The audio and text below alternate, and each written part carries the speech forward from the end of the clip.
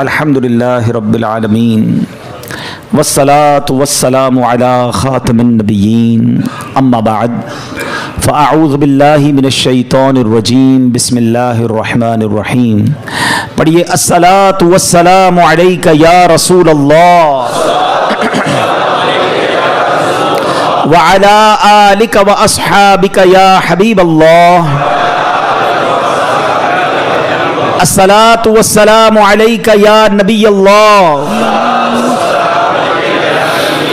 وعلی آلک واصحابک یا نور اللہ.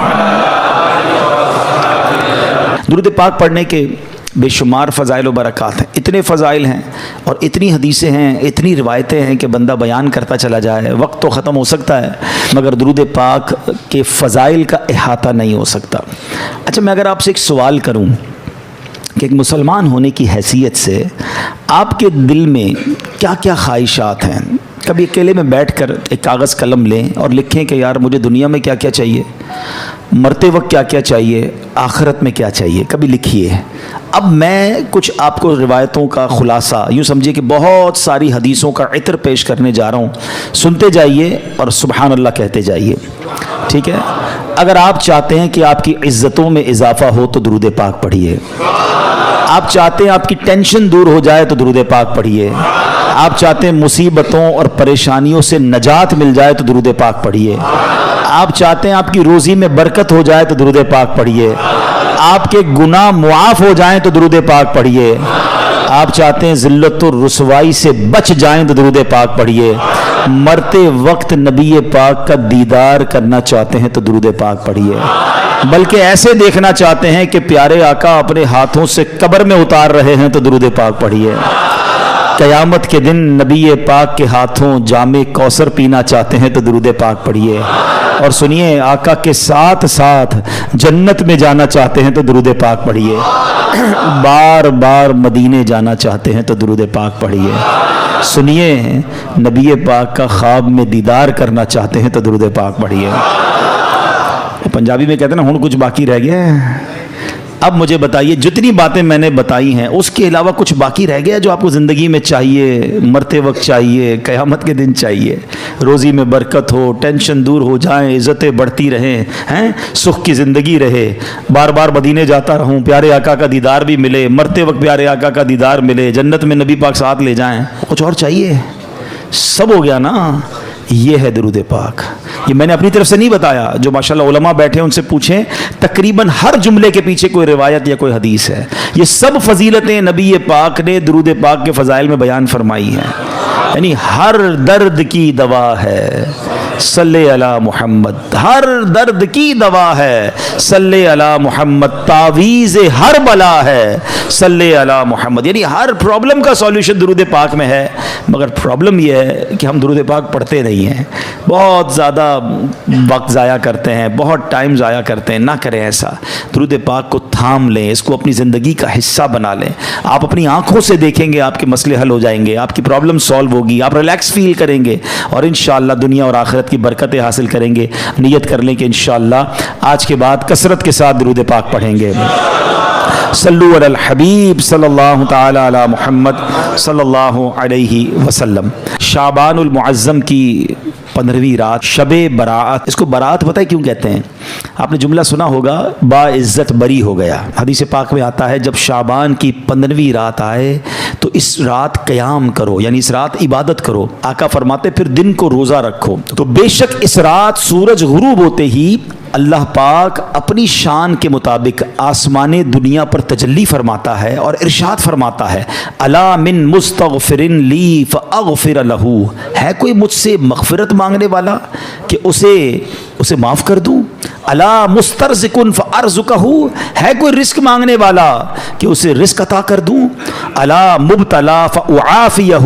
ہے کوئی پریشان حال کہ میں اس کی پریشانی دور فرماؤں؟ ہے کوئی ایسا؟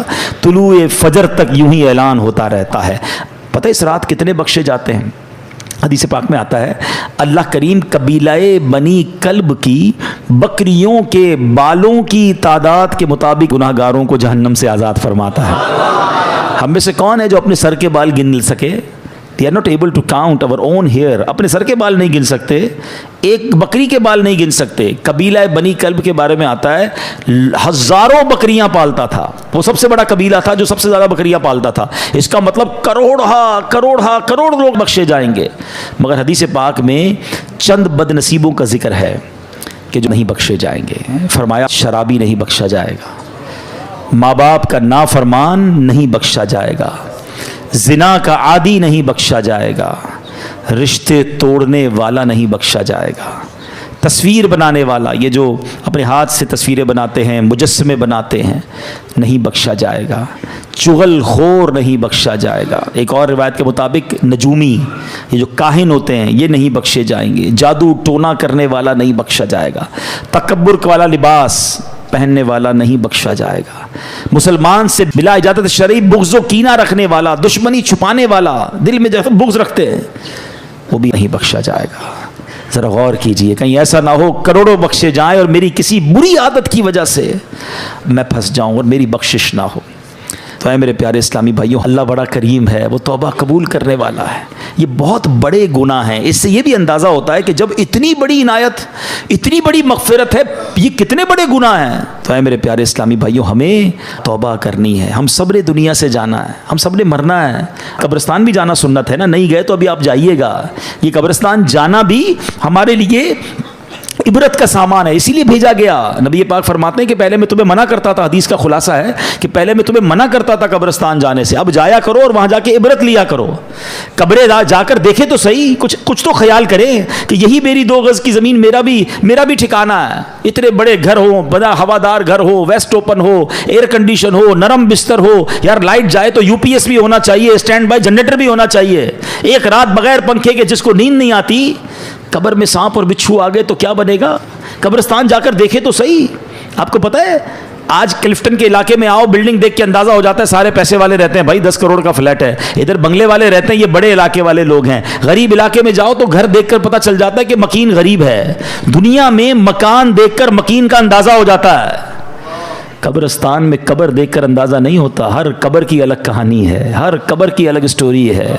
हदीस पाक में फरमाया कब्र 2 तरह की होती है. There is no third category. हमारी दुनिया में बहुत सारी कैटेगरीज है. फ्लैट अलग होते हैं, बिल्डिंगें अलग होती हैं, बंगलो अलग होते हैं, मकान अलग होते हैं, झोपड़ियाँ अलग होती हैं, रोड पे सोने वाले अलग होते हैं. हमारे शायद 50-60 कैटेगरी बन जाएंगी. Middle class, upper middle class, lower middle class, elite class, VIP class, बहुत सारी क्लासें लोग मना रहे होते हैं.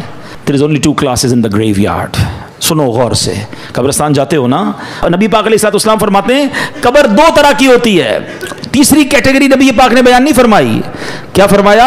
फरमाया या तो जहन्नम के घड़ों में से एक घड़ा होती है, या तो जन्नत के बागों में से एक बाग होती है. अरबी में हदीस सुन लो, इन्नमल कब्रु रौदतुम मिन रियादिल जन्नह. कितना प्यारा जुमला है. रियादिल जन्नह सुना ना, जब मदीने पाक में इस हदीस में भी इस लफ्ज़ को इस्तेमाल फरमाया, इन्नमल कब्रु रौदतुम मिन रियादिल जन्नह. कब्र जन्नत के बागों में से एक बाग है. या देयर इज सेकंड ऑप्शन, फरमाया औ हुफ्रतुम मिन हुफ्रिन नार, या जहन्नम के घड़ों में से एक घड़ा. एक सवाल करना चाहता हूं, सच्चा जवाब देना, मुझे नहीं देना, अपने आप को देना है. मैं भी अपने आप से सवाल करता हूं, आप सब भी अपने आप से सवाल करें, और सच्चा ईमानदारी वाला जवाब. आज मेरी मौत हो जाए, हो तो सकती है ना, आज तो बल्कि रात भी वही है जिसमें लिखा जाएगा कि इस रात किसने जाना है. पता है मलकुल मौत को एक सहीफ़ा दे दिया जाएगा कि इस रात इस बंदे की रूह कब्ज़ करनी है. मकाम, टाइम, एवरीथिंग इज़ डिसाइडेड. हमें नहीं पता, मगर हो सकता है आज रात आखिरी हो, कल आखिरी हो. चले आज मेरा इंतकाल हो गया. सच्चा जवाब देना. घुमाना फिरा, अल्लाह की बारगाह में कोई किसी को घुमा फिरा नहीं सकता. हम अपने आप को घुमा सकते हैं, उधर नहीं. वहाँ तो बात सारी क्लियर है ना, दूध का दूध, पानी का पानी है. सवाल ये कि अगर आज मर गया, कब्र में गया, जैसी ज़िंदगी गुजारी है, कब्र जन्नत का बाग बनेगी या दोज़ख का घड़ा बनेगी? अपने आप से पूछ लो. अगर तो दिल से जवाब आ रहा है कि हाँ यार नमाज़ें पाबंदी से हैं, गुनाह की आदत नहीं है, तिलावत कुरान भी है, मेरी आंखें भी गुनाह नहीं करती हैं, मैं किसी को दुख भी नहीं देता हूँ, हराम रोज़ी भी नहीं कमाता हूँ, बेहयाई भी नहीं करता हूँ, माँ बाप भी मेरे राज़ी हैं. अल्लाह करे ऐसा कोई अल्लाह का वली यहाँ बैठा हो जिसके दिल से सच्ची आवाज़ आ जाए कि जनाब अपना तो बेड़ा पार है. बाकी हम जैसे गुनाहगारों को तो डर ही लगता है कि यार गुनाह ही ज़्यादा हैं. نیکیاں اول تو کی تھوڑی ہیں، اور جو کی ہیں اس کا پتہ بھی نہیں قبول بھی ہوئی کہ نہیں، کیونکہ بہت سارے اس میں بھی پرابلم ہے، ریاکاری الگ ہے، دکھلاوا الگ ہے، بناوٹیں الگ ہیں، پتہ نہیں کتنے اس میں دنیا کے مقاصد ہماری نیکیوں میں شامل ہوتے ہیں۔ تو آپ مجھے بتاؤ پھر تیاری کب کریں گے؟ دو ہی کیٹیگریز ہیں نا، یا تو جنت کا باغ ہے یا دوزخ کا گھڑا، تو جنت کا باغ بنانے کی تیاری کب کرنی ہے ہم نے؟ ہمیں نہیں پتا اب کتنے دن رہ گئے ہیں۔ پچھلی شب برات میں کئی لوگ ہمارے ساتھ تھے، مگر آج وہ ہمارے ساتھ نہیں ہیں۔ ہو سکتا ہے اگلی شب برات مسجد میں اجتماع تو ہوگا مگر ہم نہ ہوں۔ باتیں کریں لوگ، یار پچھلی بار تو آیا تھا، اگر اس بار نہیں ہے، کہاں ہے؟ قبر میں ہے۔ کیا کریں گے قبر میں؟ قبرستان جاتے ہیں نا، ایک اور چیز دیکھا کریں، کبھی قبر میں تجوری دیکھی ہے؟ کوئی کفن میں جیب دیکھا ہو؟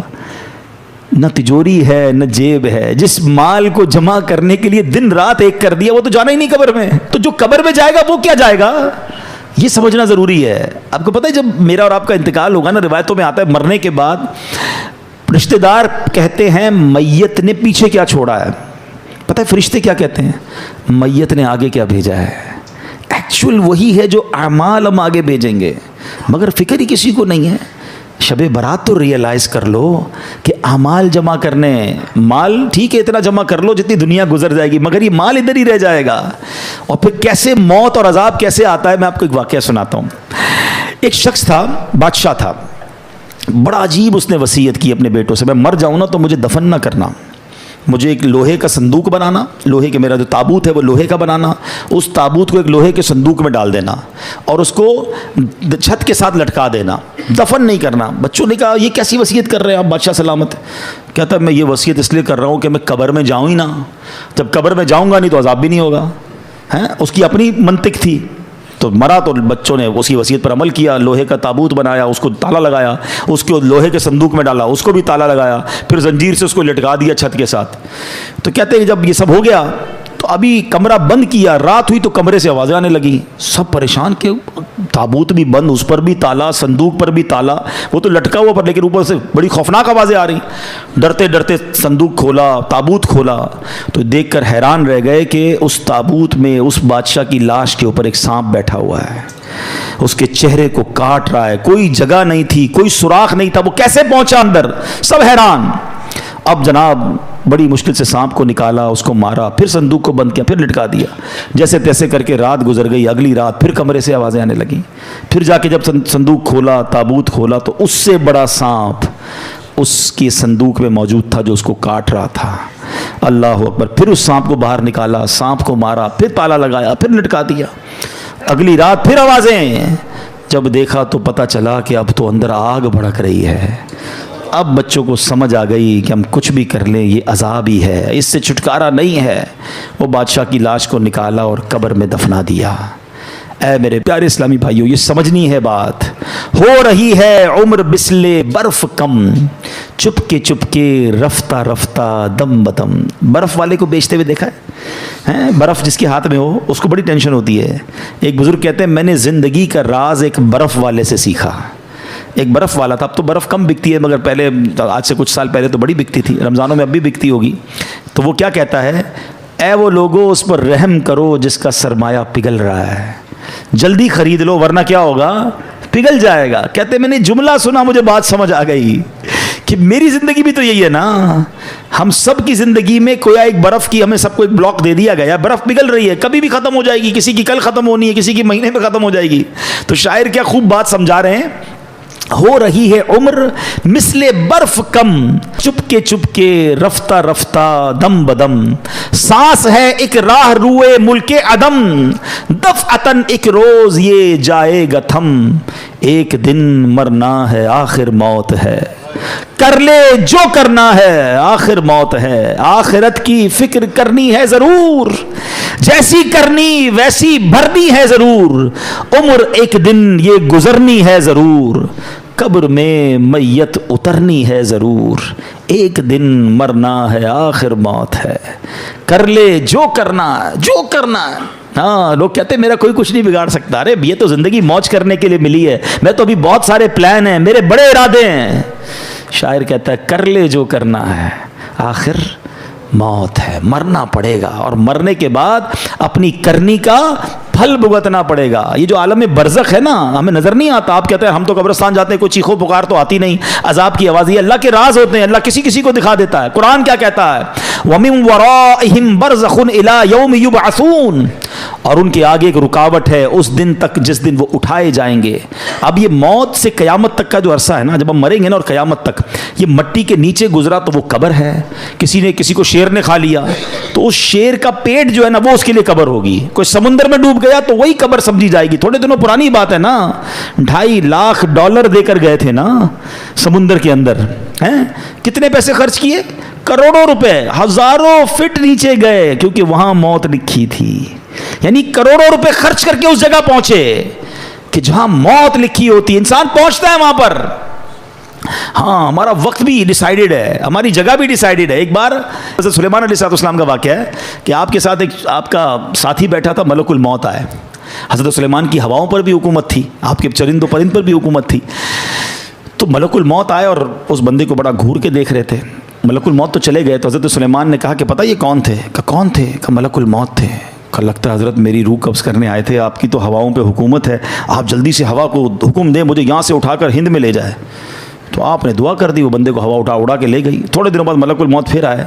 حضرت سلیمان علیہ السلام نے کہا تم اس دن کیوں گھور رہے تھے؟ کہا حضرت میں پریشان, میں اس لیے گھور رہا تھا کہ میرے پاس یہ لکھا ہوا تھا کہ تھوڑی دیر بعد مجھے اس بندے کی روح ہند میں قبض کرنی ہے. بندہ آپ کے پاس بیٹھا ہے. بات آئی سمجھ؟ دعا کر کے وہاں پہنچایا گیا اور وہاں روح قبض کی گئی. وہ جملہ سنتے ہو نا, پہنچی وہیں پہ خاک جہاں کا خمیر تھا. ہم وہاں پہنچیں گے. یہ سمندر کے اندر گئے نہیں تھے, ان کو بلایا گیا تھا, ان کا وقت پورا ہوا تھا. جنہوں نے واقعہ پڑھا ہوگا, آج سے کچھ دنوں پرانی بات ہے, جہاز کے اندر کسی کی موت ہوتی ہے, کسی کی جنگل میں موت ہو جاتی ہے. ہم اللہ سے دعا کرتے ہیں ہمیں عافیت والی موت دینا. اے اللہ, ڈوبنے والی, پھٹنے والی, جانوروں کے ذریعے پرخچے اڑنے والی, بم دھماکے والی موت نہیں. اے اللہ میں ایمان والی, عافیت والی, ہمارے مقدر میں مدینے والی موت لکھ دے. اے اللہ جب آخری وقت آئے ہم مدینے پہنچ جائیں, آقا کے جلووں میں, آقا کے قدموں میں, روضہ رسول کو دیکھتے ہوئے, درود پاک پڑھتے ہوئے, عشق رسول میں روتے ہوئے ہمارا دم نکل جائے.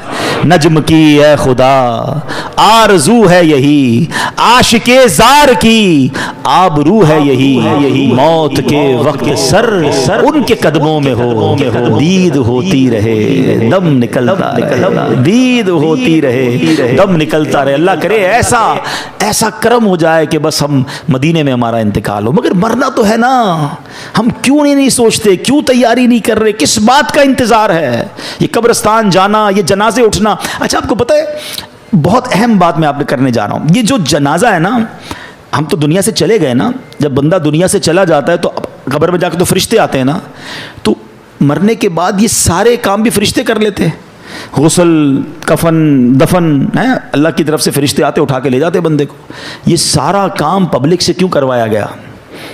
کبھی سوچا آپ نے؟ بھائی سوال جواب بھی فرشتے کریں گے, عذاب بھی فرشتے دیں گے, نعمتیں بھی قبر میں فرشتے دیں گے, لیکن یہ جو قبر سے پہلے کے معاملات ہیں یہ ہمارے ہاتھ میں کیوں دیے گئے؟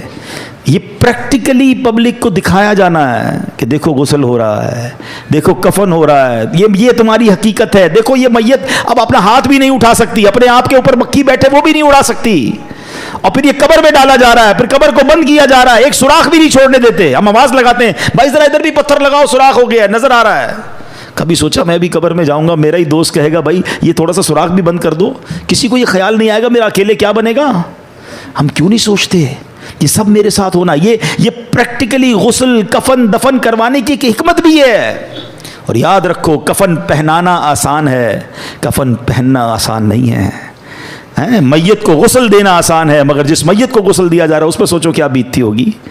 قبر میں اتارنا آسان ہے, قبر میں اترنا آسان نہیں ہے, مگر ہمیں بھی اترنا پڑے گا. کاش یہ بات سمجھ آ جائے اور ہم گناہوں سے توبہ کر لیں. ورنہ انسان کہتا ہے بعد میں کر لوں گا توبہ, ابھی ٹائم ہے یار. مولانا صاحب باتیں بڑی اچھی کر رہے ہیں, ابھی بھی شیطان کسی کے کان میں بات کر رہا ہوگا یہ مولانا صاحب باتیں بڑی اچھی کر رہے ہیں, لیکن ابھی تو یار جوان ہوں بھائی, بوڑھا ہو کے میں بھی اللہ اللہ کروں گا. یہ بھی مولوی صاحب جو باتیں کر رہے ہیں 50 سال کے ہی ہو گئے نا, میں بھی 50 سال کا ہوں گا تو اللہ اللہ کر لوں گا. تو چلے بھائی آپ کے پاس اگر گارنٹی ہے مجھے بتا دیں کہ آپ 50 سال تک جئیں گے. ہے کوئی یہاں ایسا جس کے پاس 1 سال زندہ رہنے کی گارنٹی ہو؟ اس مسجد میں پورے مجمع میں کوئی ایک بندہ جس کے پاس 1 ہفتہ جینے کی گارنٹی ہو؟ اچھا کل صبح تک زندہ رہنے کی گارنٹی تو ہوگی آپ کے پاس, وہ بھی نہیں ہے. اچھا اتنے عقل مند تو ہیں کہ یہ پتہ ہے, آگاہ اپنی موت سے کوئی بشر نہیں، سامان 100 برس کا ہے، پل کی خبر نہیں۔ تو اے میرے پیارے اسلامی بھائیوں، خدارا اپنی آخرت کی تیاری کیجئے۔ صحابی رسول حضرت ابو ہریرہ رضی اللہ تعالیٰ عنہ فرماتے ہیں، ایک دن نبیوں کے نبی رسول ہاشمی صلی اللہ تعالیٰ علیہ وسلم نے یہ آیت پڑھی، وَمَنْ أَعْرَضَ عَنْ ذِكْرِي فَإِنَّ لَهُ مَعِيشَةً ضَنْكًا، اور جس نے میرے ذکر سے منہ پھیرا تو بے شک اس کے لیے تنگ زندگی ہے۔ پھر فرمایا تم جانتے ہو تنگ زندگی کیا ہے؟ صحابہ کرام نے عرض کی حضور اللہ و رسول عالم، اللہ جانے، اس کے بتائے سے اس کا رسول جانے۔ تو فرمایا اس سے مراد قبر کا عذاب ہے جو کافر کو دیا جائے گا۔ اس ذات کی قسم جس کے قبضے میں میری جان ہے، قبر میں غیر مسلم پر 99 تنین مسلط کیے جائیں گے۔ نبی پاک فرماتے ہیں کیا تم جانتے ہو تنین کیا ہے؟ صحابہ نے کہا آپ ارشاد فرمایا۔ فرمایا یہ 99 سانپ ہوں گے، ان میں سے ہر سانپ 7 سروں والا ہوگا، یہ 99 سانپ اسے قیامت تک کاٹتے رہیں گے۔ اللہ ہمارے ایمان کی حفاظت فرمائے، ہم مسلمان ہی دنیا سے جائیں۔ یہ بھی بڑا پرابلم ہے، ہمیں فکر ہی نہیں ہے ایمان کی۔ ہم سمجھتے ہیں مسلمان ہیں تو جناب بڑی اچھی بات ہے، ایمان والے ہیں، مگر ایمان سلامت رہے اس کی فکر کون کرے گا؟ یاد رکھیے اس وقت بھی دنیا میں سب سے زیادہ تیزی سے پھیلنے والا مذہب یہ اسلام ہے۔ The most growing religion on earth, کائنات میں سب سے تیزی سے لوگ مسلمان ہو رہے ہیں، لیکن یہ ون وے ٹریفک نہیں ہے۔ جس طرح لوگ مسلمان ہو رہے ہیں معاذ اللہ، اس طرح کوئی ایمان سے بھی خارج ہو سکتا ہے۔ ہمیں دعا کرنی ہے اللہ ہمارا ایمان سلامت رکھے۔ ہم کیا دعا کریں؟ ہمارے نبی پاک دعا فرمایا کرتے، ہماری تو اوقات ہی کوئی نہیں نا۔ جن کے صدقے ایمان ملا ہے وہ دعا کرتے، یا مقلب القلوب ثبت قلبی علی دینک، اے دلوں کو پھیرنے والے میرے دل کو اپنے دین پر ثابت قدمی عطا فرما۔ کون دعا کر رہا ہے؟ اللہ کے نبی۔ ہم میں سے کسی نے دعا کی؟ ہم کبھی ٹینشن میں آئے؟ میری گاڑی، ابھی کسی کی گاڑی باہر کھڑی ہوگی اس کو ٹینشن ہوگی، یار نئی گاڑی لی ہے کہیں اسکریچ نہ لگ جائے۔ قیمتی موبائل جیب میں ہو تو ہر تھوڑی دیر بعد ہاتھ لگاتے ہیں، ہاں یار پڑا ہوا ابھی تک نکلا نہیں ہے۔ اتنی ٹینشن ہے تمہیں اپنے پیسوں والی چیزوں کی۔ سب سے قیمتی چیز ایمان ہے، کبھی اس کی ٹینشن لی کہ اللہ میرا ایمان سلامت رہے، میرا ایمان چھن نہ جائے، میں مرتے وقت مسلمان مروں؟ ہیں برے دوستوں میں بیٹھ رہے ہیں۔ ایمان چھن جانے کے بڑے اسباب ہیں، شرابیوں کے ساتھ بیٹھتے ہیں، جواریوں کے ساتھ بیٹھتے ہیں، بے حیا لوگوں کے ساتھ بیٹھتے ہیں، الٹی سیدھی باتیں کرنے والوں کے ساتھ بیٹھتے ہیں۔ یہ نحوست ہے، ایمان چھن جانے کا ڈر ہے۔ جو گناہوں کا عادی ہوتا ہے اس سے ایمان چھن جاتا ہے، پتہ نہیں کیسی کیسی باتیں ان کی زبان سے نکل رہی ہوتی ہیں، اللہ رسول کا مذاق، جنت و دوزخ کا مذاق، کامیڈین بنائے ہوئے لوگوں نے ہیں، اب تو ویوز کے چکر میں پتہ نہیں کیا کیا بول رہے ہوتے ہیں، ہمیں بڑے اچھے لگتے ہیں۔ نہ بیٹھو ان کی صحبتوں میں۔ مجھے ایک بات بتائیں، ابھی 4 سال پہلے کووڈ آیا تھا نا، کووڈ نے سکھایا نا سوشل ڈسٹینس، نہیں یار یہ چھینک رہا ہے اسے دور رہو بھائی، اس نے ماسک پہنا ضرور کچھ ہوگا، اتنا ڈر گئے تھے۔ تمہیں ایک بیماری کی وجہ سے دور رہنا سمجھ آ گیا، جہاں رب کی لعنت برس رہی ہے ان لوگوں سے دور رہنا سمجھنا آیا۔ آج پتہ ہے کیا کہتے ہیں؟ کہتے ہیں میں شراب نہیں پیتا، دوست شراب پیتے، میں تو بیٹھتا ہوں۔ وہ جوا کھیلتے ہیں مجھے پتا ہے لیکن میں بیٹھتا ہوں، وہ بری باتیں کرتے ہیں میں نہیں کرتا، میں کیوں بیٹھتے ہو بھائی؟ آپ کو پتہ ہے جہاں رب کی طرف سے لعنت برس رہی ہے ادھر بیٹھے ہوئے ہو، کیا مجھ پر عذاب الہی نہیں آ جائے گا؟ کیوں سمجھ نہیں آتی؟ 2 اور 4 والی باتیں۔ کسی بلڈنگ میں آگ لگ جائے، اس بلڈنگ میں رہتے ہیں ہم، یار نیچے آگ لگی ہے نا اوپر تو نہیں لگی، پوری بلڈنگ خالی ہو جاتی ہے، آگ جہنم کی آگ لگی ہوئی، آپ ادھر بیٹھے ہوئے ہیں۔ اور ایک بار اور یاد رکھ لیں کہ جتنی برائیاں ہیں نا، بڑے ینگسٹر مجھے سن رہے ہیں، میرا یہ دعویٰ ہے آپ جا کے چیک کر لو، کسی شرابی، کسی جواری، کسی چور، کسی ڈاکو، کسی بھی برے کام کرنے والے سے ایک بار پوچھ لو کہ بھائی یہ عادت کدھر سے ملی ہے۔ ایک بندہ نہیں کہے گا کہ امی نے سکھائی تھی، ابو نے سکھائی تھی، ابو نے کہا بیٹا آج تیری برتھ ڈے تو یہ تیرے کو چرس کا سگریٹ دے رہا ہوں، کسی کی ابو امی نے نہیں پلایا تھا۔ کدھر سے آئی یہ ساری عادتیں؟ بتاؤ نا، برے دوستوں سے ہی آئی نا۔ اس کا مطلب 2 اور 2 4 والی بات ہے کہ بری صحبت ہی بندے کو برا بناتی ہے۔ ہم بری صحبت چھوڑنے کے لیے تیار ہی نہیں ہیں۔ ہم نے تو دوست بھی وہ بنائے کہ نماز پڑھیں تو مذاق اڑاتے ہیں ہمارا، اور مولوی بن گیا کدھر جا رہا ہے بھائی، ٹھیک ہے جمعہ پڑھ لیتا ہے بہت ہے، ہمیں وہی دوست اچھے لگتے ہیں۔ کیوں چاہیے مجھے وہ دوست؟ چاہیے کیوں؟ ہم کیوں نہیں سمجھ رہے یہ بات؟ ہم خود اپنے پیر پہ کلاڑی مار رہے برے لوگوں میں بیٹھ کر۔ ہمیں اگر واقعی نیک بننا ہے تو ہمیں نیک لوگوں کی صحبت اپنانی ہوگی۔ Simple is that. اچھی صحبت میں آئے، آپ کو اچھائی کرنے کا دل لگنا لگ گیا، آپ کا ذکر اللہ کا دل چاہ رہا ہے، آپ کا درود پاک پڑھنے کا دل چاہ رہا ہے، یہ اچھی صحبت کی برکت ہے۔ بالکل پریکٹیکلی فارمولہ آ گیا نا۔ تو پلیز آج کچھ ڈیسائیڈ کرو یار، آج کچھ طے کرو۔ اگر دیکھیں آپ نے وہ 6 گناہگار 7 گناہگار سنے، شراب کا عادی نہیں بخشا جائے گا۔ اگر میرا کوئی اللہ نہ کرے کوئی بھائی ایسا بیٹھا ہے مجھے سن رہا ہے شراب کی عادت ہے، خدا را توبہ کر لو، یہ کتنا بڑا گناہ ہے کہ شب برات بھی نہیں بخشے جائیں گے۔ لیکن اگر شرابی نہیں بیٹھا نا کوئی یہاں پر، شرابی کا دوست بیٹھا ہوگا، ہیں ایسی پارٹیوں میں جانے والا تو ضرور بیٹھا ہوگا, میں کیا کروں دوست پیتے ہیں کیا کریں شادیوں, آج کل سنا شادیوں میں کولڈ ڈرنک کی طرح شراب پی جاتی ہے. پھر اچھا صرف شراب نہیں, طرح طرح کے نشے چل رہے ہیں, ڈرگس چل رہے ہیں. میں نہیں کرتا, دوست کرتے, نہ جائیں, آپ پھر مبتلا ہو جائیں گے. نہیں بھی مبتلا ہوں گے تو ان پر جو لعنت برس رہی ہے, دیکھیں نا یہ کتنے بڑے مجرم ہیں کہ شب برات نہیں بخشے جائیں گے. پھر زنا کا عادی نہیں بخشا جائے گا. کتنا عام ہو گیا یہ بدکاری, اتنا آسان ہو گیا معاذ اللہ. اچھا لوگ کہتے ہیں پاکستان میں ذرا جاننے والے فلاں ملک چلتے ہیں, فلاں ملک چلتے ہیں, کیا کیوں جاتے ہیں بیرون ملک؟ لیکن آپ سوچئے, آپ اکیلے کسی ملک چلے بھی گئے, آپ نے اپنی پسند کا گناہ کر بھی لیا, رب تو دیکھ رہا ہے نا, اس کو کیا جواب دو گے؟ اور یہ کتنا بڑا گناہ ہے کہ آج زنا کا عادی نہیں بخشا جائے گا. خدا را توبہ کر لیں. یہ پہلے آنکھ بہکتی ہے, یاد رکھیے گا. یہ جو موبائل فون ہمارے ہاتھ میں ہے نا, یہ جنت میں بھی لے جا سکتا ہے, یہ جہنم میں بھی لے جا سکتا ہے. اسی موبائل فون سے وہ کچھ دیکھ رہے ہیں کہ پہلے آنکھ بہکتی ہے, پھر دل بہکتا ہے, پھر شرمگاہ بہکتی ہے. توبہ کریں. ایسی بے حیا دوستوں میں, بے حیا لڑکیوں سے دوستیاں, ان سے فون پہ بات چیت, ساری ساری رات. کیا کر رہے ہیں بھائی؟ کیوں اپنی زندگی کو برباد کر رہے ہیں؟ اللہ کو کیا جواب؟ سب بخشے جائیں گے, کہیں ہم نہ رہ جائیں ان چیزوں سے. اچھا یہ پتہ کیوں؟ کیونکہ صحبت ہی وہی ہے نا. ہم بیٹھتے ہی ادھر گرل فرینڈ بوائے فرینڈ کی باتیں ہوتی ہیں, جدھر ذکر یہ ہو رہا ہوتا ہے. مجھے ایک بات بتائیں, رائٹ ناؤ کسی کے ذہن میں اس طرح کی بے حیائی کا خیال آ رہا ہے؟ کیوں نہیں آ رہا؟ آپ اچھی صحبت میں بیٹھے ہیں. This is the formula. اگر آپ چاہتے ہیں, ہم کہتے ہیں یار میں کیسے بچوں گناہوں سے, actually this is the formula کہ آپ اپنی صحبتیں اچھی کر لیں. اچھے لوگوں میں بیٹھیں گے تو خوف خدا دل میں آئے گا, گناہ سے دور ہونے کا جی چاہے گا. پھر کون سا گناہ گار نہیں بخشا جائے گا؟ ماں باپ کا نافرمان. یہ کتنی بڑھ گیا یہ پرابلم. کتنا ماں باپ کے سامنے زبان چلاتے ہیں آج کا نوجوان, ہیں ماں باپ کو ڈانٹتے ہیں. وہ دن دور ہو گئے کہ ماں باپ بچوں کو ڈانٹیں. بچے شاؤٹ کر رہے ہیں ماں باپ پر, بلکہ یہ حال ہو گیا کہ ماں باپ ڈر رہے ہیں, اپنے بچوں سے بات کرنے میں ڈر رہے ہیں کہ یار بچے کو سمجھاؤں گا تو مجھ سے لڑے گا, بیٹی کو سمجھاؤں گی تو ماں کہتی بیٹی مجھ پہ چیخے گی. تف ہے اس اولاد پر کہ جس سے ماں باپ ڈر رہے ہیں. یاد رکھو حدیث پاک میں آتا ہے, جس سے اس کے ماں باپ راضی اس سے اس کا رب راضی, جس سے اس کے ماں باپ ناراض اس سے اس کا رب ناراض. تم سے ساری دنیا راضی ہے, میرے دوست راضی, میرے رشتہ دار, میرے سارے جناب محلے والے راضی, اور ماں باپ ناراض بیٹھے ہیں. برباد ہو جاؤ گے, مارے جاؤ گے. دیکھیں نا کتنا بڑا گناہ ہے کہ شب برات سب بخشے جائیں گے, ماں باپ کا نافرمان نہیں بخشا جائے گا. اپنے ماں باپ کو راضی کریں, ان کی رسپیکٹ کریں. خدا کی قسم اس سے بڑا خوش نصیب کون ہے کہ شب برات بھی ہے اور تمہاری ماں تمہارے پاس ہے, تمہارا والد تمہارے پاس ہے. ارے تمہارے تو وارے نیارے ہو گئے آج کی رات تمہاری ماں تمہارے لیے دعا کر دے, پھر چاہیے کیا تم کو؟ آج کی رات تمہارا باپ تمہارے پاس ہے, جاؤ نا اس سے دعا کرواؤ. پوچھو ان سے جن کے چلے گئے ماں باپ, قبرستان جانا پڑتا ہے ان سے بات کرنے کے لیے. یاد رکھنا میرے بھائیوں, میرے بچوں, جن کے ماں باپ ہیں نا, جب چلے جائیں گے نا پھر تمہیں پتا چلے گا یہ کیا ہستیاں ہیں. دو موقع پر تو ماں باپ بڑے یاد آتے ہیں.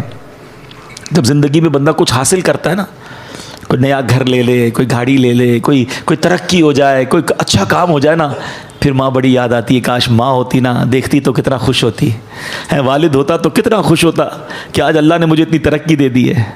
وہ شعر ہے نا, دولت کا ہے انبار مگر تیری کمی ہے. پھر بڑی یاد آتی ہے ماں اور والد کے, یار آج اللہ نے کدھر پہنچا دیا, مگر ماں ہی نہیں ہے. جو دعائیں دینے والی تھی وہ والد ہی نہیں ہے, جس کی وجہ سے ادھر پہنچا ہوں اس کو بتا ہی نہیں پا رہا. ہر خوشی میں ماں باپ یاد آتے ہیں. اور ایک دوسرا موقع ہوتا ہے جب کوئی بڑا غم آ جائے نا, کوئی بڑی پریشانی آ جائے, کوئی بڑا مرحلہ آ جائے, پھر بڑے یاد آتے ہیں کہ کاش ماں ہوتی نا, اس کے قدموں میں سر رکھتا, وہ دعا کرتی, میری مشکل حل ہو جاتی. اب ماں ہے ہی نہیں, کس سے دعا کراؤں. والد ہوتا نا تو سر پہ ہاتھ رکھ کے کہتا, بے شک بوڑھا تھا مگر وہ ایک جملہ کہتا تھا, دل کو ٹھنڈ پڑ جاتی تھی کہ بیٹا گھبرا نہیں, میں ہوں.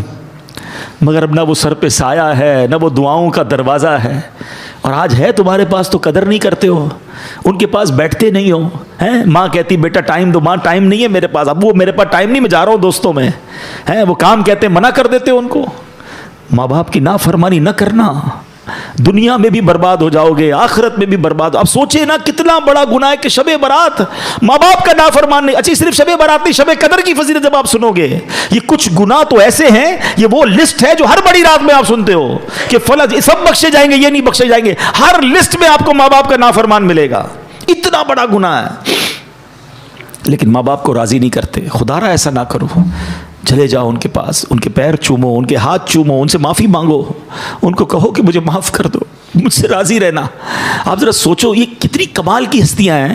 حدیث پاک میں آتا ہے جو اپنے ماں باپ کو محبت کی نگاہ سے دیکھے, صرف دیکھے, ذرا سننا حدیث کو, محبت کی نگاہ سے دیکھے, اللہ حج مقبول کا ثواب عطا فرماتا ہے. صحابی نے عرض کی حضور وَإِن نَظَرَ كُلَّ يَوْمٍ مِئَةَ مَرَّةٍ, حضور کوئی 100 بار دیکھے؟ اللہ کے حبیب فرماتے اللہ اکبر و اطیب, کوئی 100 بار دیکھے. اس کا مطلب یہ ہوا کوئی 100 بار دیکھے اللہ 100 حج کا ثواب عطا فرماتا. اب میرا سوال ہے آپ سے, صرف دیکھنے پر حج کا ثواب ہے, خدمت پر ثواب کتنا ہوگا؟ پیر دبانے پر ثواب کتنا ہوگا؟ دوائی لانے پر ثواب کتنا ہوگا؟ ویل چیئر چلانے کا ثواب کتنا ہوگا؟ اگر ان کی کسی وجہ سے میں کوئی ان کی خدمت کر رہا ہوں تو کتنا ثواب ہوگا یار دیکھنے پر حج کا ثواب. مگر آج تو جب خدمت کی باری آتی ہے تو بچہ جی چراتا ہے. میں صحیح بتاؤں, لکی ہے وہ اولاد جن کو ماں باپ کی خدمت کا موقع مل گیا, بڑھاپے میں ملے اور خدمت کا موقع ملا. کئی ماں باپ ایسے ہیں یقین کرو جنہوں نے خدمت کا موقع ہی نہیں دیا, ہماری خدمت کرتے کرتے ہی چلے گئے, ہماری تو باری نہیں آنے دی, وہ ہماری خدمت کرتے رہے اور چلے گئے.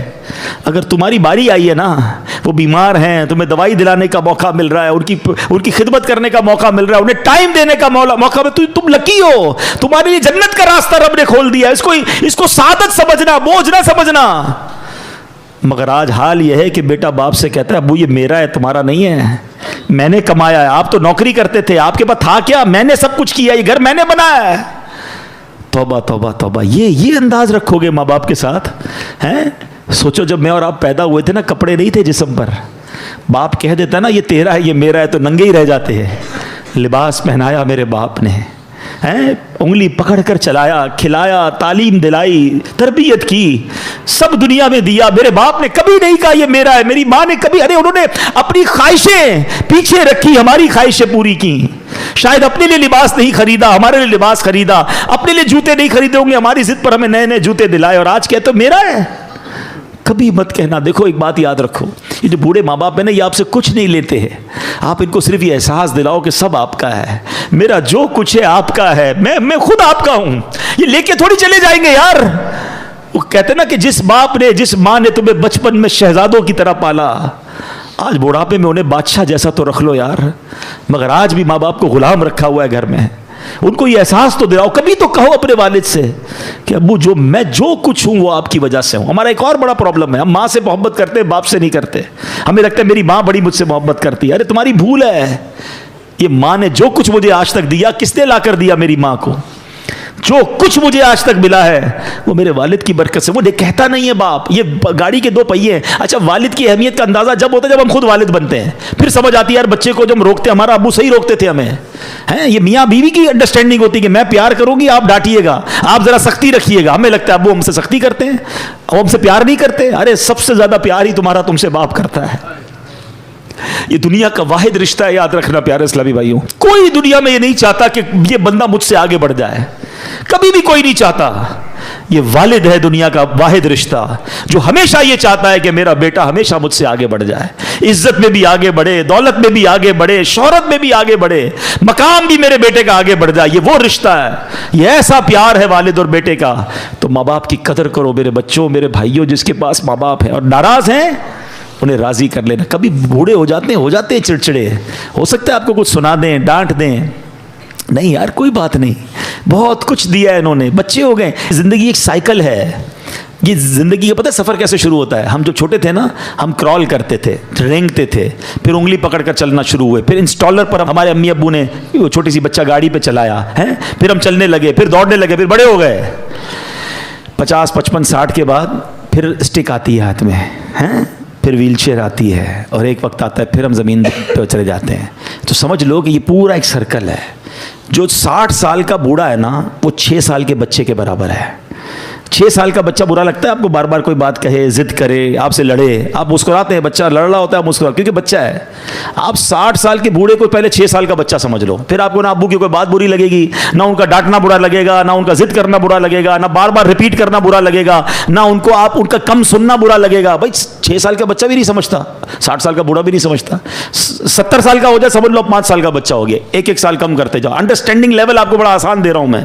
جس دن آپ یہ سمجھ جاؤ گے نا بوڑھے لوگوں کو, آپ انجوائے کرو گے. ڈانٹ رہے ہوں گے آپ کو برا نہیں لگے گا. لوگ لڑ رہے ہوتے ہیں بوڑھے ماں سے, ابو ڈانٹتے ہیں, بھائی ڈانٹ نہیں رہے, ان کو سمجھ ہی نہیں پڑ رہی اس وقت. آپ ان کی خدمت کرو, موقع ملا ہے. تو اے میرے بچوں, ماں باپ کا نافرمان نہیں بخشا جائے گا، چغل خور نہیں بخشا جائے گا۔ باتیں تو بہت ساری ہیں، میں اس کو کنکلوڈ کرتا ہوں۔ اب یہ بھی بڑی بیماری ہے، کئی خواتین مجھے سن رہی ہوں گی، میری بہنیں، خدا رہا یہ چغل خوری ان میں بہت زیادہ ہے، یا مردوں میں بھی ہوتی ہے، بڑا انجوائے کرتے ہیں لوگ۔ چغل خوری کیا ہے؟ ادھر کی بات ادھر پہنچانا، پتہ چلا تیرا بھائی یہ کہہ رہا تھا، وہ تیرا دوست یہ کہہ رہا تھا، بڑا مزہ آتا ہے اس کی بات پہنچانے میں تاکہ لڑائی ہو جائے، جدائی ہو جائے۔ آپ کو پتہ یہ اتنا بڑا گناہ ہے کہ آج کی رات وہ نہیں بخشا جائے گا۔ لیکن میں آپ کو ایک اور عجیب بات بتاؤں کہ اللہ کریم کو یہ کتنا محبوب ہے کہ بندے مل کر رہے ہیں۔ جھوٹ کبیرہ گناہ ہے نا، جہنم میں لے جانے والا کام ہے، مگر اگر دو مسلمانوں میں لڑائی ہو گئی ہے، میاں بیوی میں لڑائی ہو گئی ہے، تو ان کو جوڑنے کے لیے جھوٹ بولنے کی اجازت دی گئی کہ کسی طرح ان کی جو ہے نا محبت بڑھا دو، پیار کرا دو، دوستی کرا دو، جھوٹ بھی بولنا پڑے کہ بھائی تیرے لیے تو بڑی تعریف کرتا ہے یار، تیرا بھائی تو تیری بڑی ماشاءاللہ واہ واہ کرتا ہے، وہ نہیں کرتا پھر بھی جا کے بتاؤ تاکہ دل مل جائے۔ اس کی کچھ شرعی وہ ہے، تفصیل ہے، لیکن آپ جو سمجھانا چاہ رہا ہوں عقل مند ذرا سمجھیے گا۔ جس مسلمان کی لڑائی کو جوڑنے کے لیے جھوٹ کی اجازت دے دی گئی، جو جا کے لڑائی کرواتا ہے اس کا کیا حال ہوگا؟ وہ اللہ کی بارگاہ میں کتنا ناپسند ہے۔ اچھا جھوٹ بول کے لڑائی کراتے، جھوٹ بول کے دوستی کرانے کی بجائے جھوٹ بول کے لڑائی کرواتے ہیں، گھر ٹڑوا دیتے ہیں، برباد ہو جائیں گے وہ لوگ جو چغل خوری کرتے ہیں۔ آپ کو اگر مثال کے طور پہ کسی نے کسی کی برائی کری دی تو آپ پر کب واجب ہے اس کو جا کے بتائیں کہ بھائی فلاں نے یہ بتایا تھا؟ نہیں، ہم تو فوراً کہتے ہیں اب مزہ آئے گا، بتاؤں گا، لڑائی کرواؤں گا۔ توبہ توبہ توبہ نہ کریں، مسلمانوں میں جوڑ پیدا کریں، پیار پیدا کریں۔ تو ہمیں توڑنے کے لیے نہیں آئے، ہم جوڑنے کے لیے آئے ہیں۔ تھوڑی سی زندگی ہے یار، محبت پیار سے جیے۔ اور آپ بھی چھوٹی چھوٹی باتیں، آخری میں بتا دوں کہ رشتہ داری کاٹنے والا یہ بھی آج کی رات نہیں بخشا جائے گا۔ فلاں چاچا کے گھر نہیں جائیں گے، فلاں ماموں کے گھر نہیں جائیں گے، فلاں بھائی سے بات نہیں۔ کیوں نہیں بھائی؟ چھوٹی سی بات پر آپ نے لڑائی کی ہوئی ہے، آج معافی مانگ لیں، توبہ کر لیں، اس سے دوستی کر لیں اور رشتہ داریاں نہ کاٹیں۔ تو بہرحال میرے پیارے اسلامی بھائیوں، باتیں تو بہت ساری ہیں کرنے والی، مگر عرض یہی کرنا ہے، یہ رات بڑی مبارک رات ہے، گناہوں سے توبہ کریں، زندگی میں بدلاؤ لائیں، اچھی صحبتیں اپنائیں، بری صحبتوں سے اب اللہ سے وعدہ کریں کہ اب جو لائف ہے نا وہ میں اچھی گزاروں گا۔ اے اللہ مجھے محروم مت کر دینا، تو کروڑوں کو بخشے گا، اللہ میں رہ نہ جاؤں، میں بھی تیرا بندہ ہوں، میں مانتا ہوں گناہ گار ہوں، مانتا ہوں خطا کار ہوں، میں ان مجرموں کی لسٹ میں بھی ہوں، مگر تو تو کریم ہے مالک، میں وعدہ ضرور کرتا ہوں کہ اب کوشش کروں گا کہ اب وہ گناہ نہیں کروں گا۔ میرے اللہ آج میری بخشش فرما دے۔ اللہ سے دوستی کر لو، آ جاؤ۔ اور دعوت اسلامی کا ماحول ہے جو ہمیں گناہوں سے بچا کر آخرت کی یاد دلاتا ہے۔ اس ماحول سے وابستہ رہیں۔ ہر جمعرات کو اس طرح کے بیان ہوتے ہیں، ذکر ہوتے ہیں، دعا ہوتی ہے، مغرب سے عشاء بیان ہوتا ہے، اب اس میں آیا کریں۔ ہم تو بڑے لکی ہیں، ہمارے پاس مدنی چینل موجود ہے، جب موقع ملے گھر پہ مدنی چینل دیکھیں، ایسے بیانات سنیں، اپنے گھر والوں کے ساتھ بیٹھ کر سنیں، انشاءاللہ سب کے دلوں پر اثر ہوگا۔ جو گھر کی خواتین ہیں ان کو اسلامی بہنوں کے اجتماع میں بھیجیں۔ دعوت اسلامی کا تو پورا سسٹم ہے نا، آپ اس کا ساتھ دیں۔ اور آخری عرض یہ ہے کہ شب برات ماشاءاللہ جو ہے وہ مرحومین کو ایصال ثواب کرنے کی بھی رات ہے۔ اس رات مرحومین کی جو روحیں ہوتی ہیں، ہمارے جو رشتہ دار چلے گئے دنیا سے، وہ ایکسپیکٹ کرتے ہیں کہ ہمیں ایصال ثواب ملے گا، تو ان کو خوب ایصال ثواب بھی کریں۔ اللہ پاک عمل کرنے کی توفیق عطا فرمائے، آمین بجاہ النبی الامین صلی اللہ علیہ وسلم۔